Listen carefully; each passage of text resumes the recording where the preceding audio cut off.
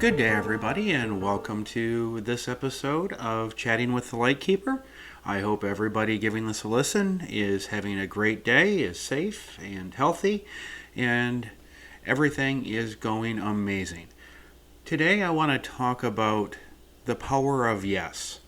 It seems that we live in a world where everyone is used to being told no. No, you can't touch that. No, don't look at that. No, don't do this. Don't do that. No is something that is very common. We all hear no every day, whether it's at work from our bosses. No, that's not a good idea. No, do it my way. Don't do it your way. But the word yes is so powerful that I think we overlook it, especially in the lifestyle. It seems to me that so many people who are involved in the lifestyle that are asking questions or commenting on things are about the no's or the negatives. Uh, is it okay if my dominant punishes me this way? Uh, I don't know about these rules that he has or they have. Uh, what what should I do if I'm told no if you're a submissive? And so many dominants seem to write about and talk about all the things that they say no to. Here's the rules that my submissive has, or, here are the guidelines that they have, or they'll write about having to correct or punish their submissive for breaking a rule. It seems like so much of the lifestyle is caught up in the no's, and yes is often so overlooked. So I want to talk a little bit about the yesing. And before I get there, there is something when it comes to the no's and dominance that drives me bonkers. Another one of those little lifestyle gear grinders is the single dominant that has already created their guidelines or rules and their punishment or the methods that they're going to hold their submissive accountable, but they don't have a submissive. They're single, yet they have these often humongous lists of rules and guidelines that they have, like for a submissive, that they're just going to find a stray submissive, plug them into a wall socket, and the submissive is just going to fit their little mold, rather than creating structure in a DS relationship that is designed for the relationship and the people involved. So that's just a gear grinder before we get into the power of yes. I mean, the first thing about the word yes is that it's positive. We like to hear yes. Every human that I know loves to hear yes. I mean, yes is just, yes, you can do that. Yay, I get to do it. It's a positive thing. Yes is also rewarding. I mean, in the terms of a lifestyle relationship, hearing yes is great because it reassures the submissive and rewards them that they're doing a good job when the dominant says yes. So it's positive, it's rewarding, and it's also uplifting. Being told, yes, we can do something when we're having a crapola day, that little yes, even if it's for a simple thing, can really just make our day brighter and kind of take some of the junk off the badness that, or the bad things that have been going on for us that day. So being told yes really can be uplifting. The other thing, especially in in a relationship, is yes. Saying yes to a submissive, if you're a dominant, it shows trust. It shows that the dominant trusts the submissive, that they're making great choices.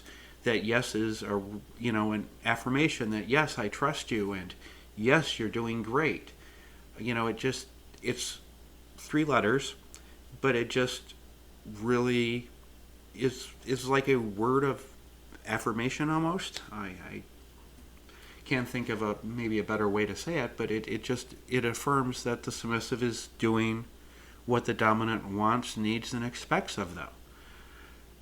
The other thing is saying yes creates new opportunities. saying yes to things pushes us out of our comfort zones. It's very easy to say no to something, especially when it's something we're kind of uncomfortable with. Would you like to give a presentation next week? Oh, no, no. But when we start saying yes to things that take us out of our comfort zone, it is a great way for all of us to grow. It forces us out of the comfort zone, forces us to take on new things.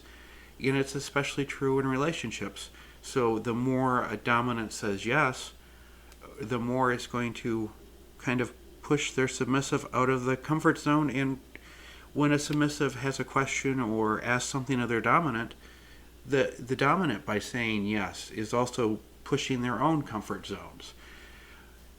And another thing that is wonderful about yes is that it can create a spirit of collaboration, which is, once again, very important in a relationship.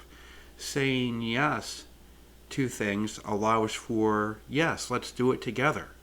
It's a great word to use to create time to do things together, and the more time you spend together collaborating and doing things, hopefully, the closer the relationship will become. Hopefully it won't be one of those things where the more you spend time with somebody, the more you're like, oh my goodness, how did I get here? Not that has ever happened to me, but just saying. But yes leads to collaboration, especially if a dominant uses yes and couples it with let's do it together, or let's work on this together, let's make it a joint project.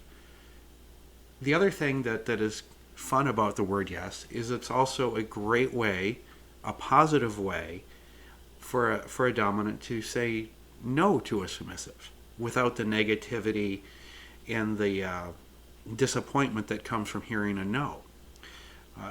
When a submissive, for example, would ask to do something that the dominant would rather say no to, by saying yes, but let's do it this way, or yes, but maybe let's try it this way, they are giving the positive and uplifting message to the submissive, but also taking and directing the submissive with that positive outlook into the method or the program process that they want the submissive to take, rather than having the submissive hear the word no and feel that rejection. Because, let's face it, whenever we hear the word no, it is in some way a rejection. So rather than causing those disappointments and that feeling of rejection that may be there, by saying yes but and channeling the submissive's energy and idea into more of what the dominant wants, they're leading the submissive to the path that they want them on, but pulling away that stigma of the word no, which is a wonderful thing. And the other thing that yesing does, especially in a relationship, is it builds the opportunity in an environment where it's okay to try new things. By saying yes, we're getting out of our comfort zones, which typically means it's something new to us or something that we may not excel at. So by saying yes, we're creating an environment where it's okay to try new things, and with new things comes mistakes. No one is perfect the first time they do anything, even if they're a prodigy. I'm sure the first time Mozart sat down to play a musical instrument, it was not perfection. He may have started on the piano playing chopsticks like many of us. So by saying yes, it's also saying yes to the mistakes and the missteps that come with personal growth, because we're all going to make mistakes as we grow. And while many dominants out there have this wonderful thing where they feel the need to punish their submissive every time they make a mistake, I think that they should all wear those t-shirts from I think it's a cartoon character. This shows kind of the lack of knowledge I have with some things like sci-fi related. But the Punisher, I think that's a cartoon character, but it has the kind of the skull and crossbones looking t-shirt design thing, which I think is cool, but I really don't quite know who the Punisher is. But I think some of those dominants should have those Punisher shirts on, because it seems like that's what they live for, rather than recognizing mistakes happen, especially when anyone, including their submissive, is doing something that is new or is out of their comfort zone. So by saying yes rather than saying no, it's creating an environment of trust and a place where it's okay to make mistakes. It's okay to have a failure when we're doing something new. And by doing this, the submissive is growing as a person, the relationship is growing, and hopefully all this growth is bringing everyone closer together, which is the point of building a relationship, is to grow together. So the power of yes is something that I feel is often an overlooked tool, especially in the lifestyle.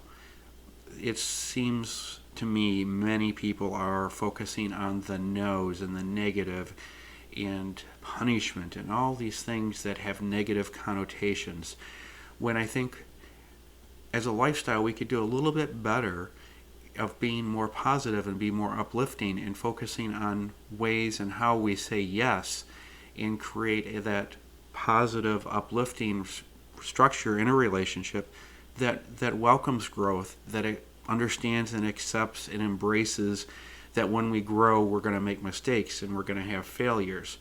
So I think it's time that, especially dominants, but submissives too, work on saying yes and accepting and embracing the missteps that are going to come out of saying yes and being outside of comfort zones.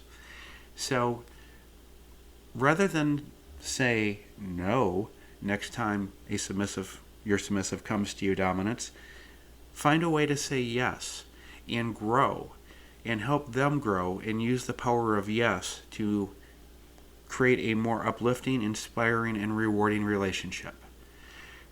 And I know this is probably a little short compared to what some of you are used to for podcasts, but I just felt that the topic of saying yes and the power of the word yes is something that is being overlooked and not used enough in the lifestyle. So I hope that this has caused a few thoughts and a couple of ideas going forward for people. And so remember, yes is wonderful. We hear no enough. So if you're a dominant, it's okay to say no. I mean, all dominants have to say no. The first time a dominant tells their submissive no is a kind of relationship changing moment. But focus on all the ways that as a dominant you can say yes.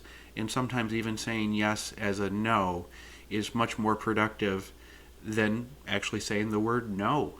So let's keep some positivity, let's keep going, and let's keep yesing away and growing as people and in our relationships. So I hope everybody has a great rest of their week, and I look forward to chatting with you again soon.